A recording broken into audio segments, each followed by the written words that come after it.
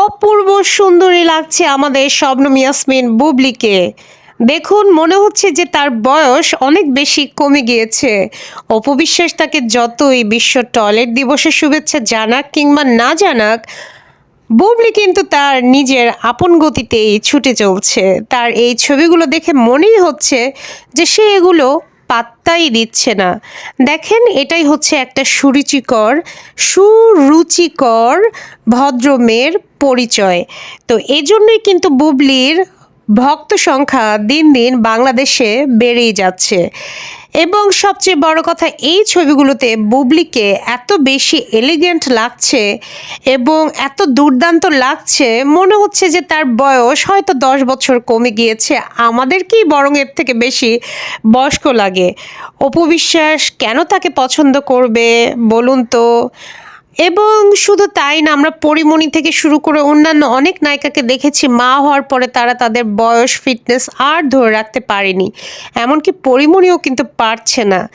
Even কি মাহিও সেই তুলনায় কিন্তু আমাদের শবনম বুবলি মা হওয়ার পর থেকেই কিন্তু টান 7 নম্বর ফ্লোর একের পর এক বিভিন্ন মুভিতে কাজ করেই যাচ্ছে।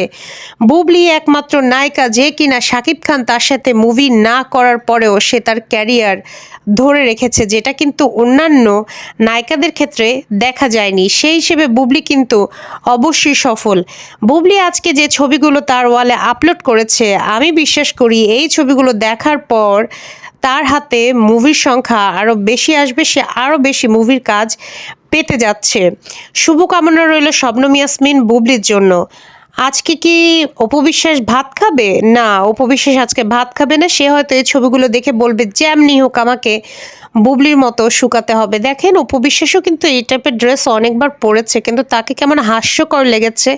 অথচ বুবলিকে কত স্নিগ্ধ, সুন্দর, এলিগেন্ট, গর্জিয়াস লাগছে। এটাই তো ভালো এবং মন্দের তফাৎ, যেটা কিন্তু আমরা বুবলি ভক্তরা অনেক আগে থেকেই বুঝতে পেরেছি দেখে কিন্তু আমরা এখন বুবলি ভক্ত হয়েছি। একটা সময় কিন্তু আমরা বুবলিকে পছন্দ করতাম না, কিন্তু ওই যে আমাদের বিবেক আছে, আমরা ভালো এবং মন্দের তফাৎ বুঝতে পারি। এজন্যই কিন্তু আমরা এখন বুবলির ভক্ত।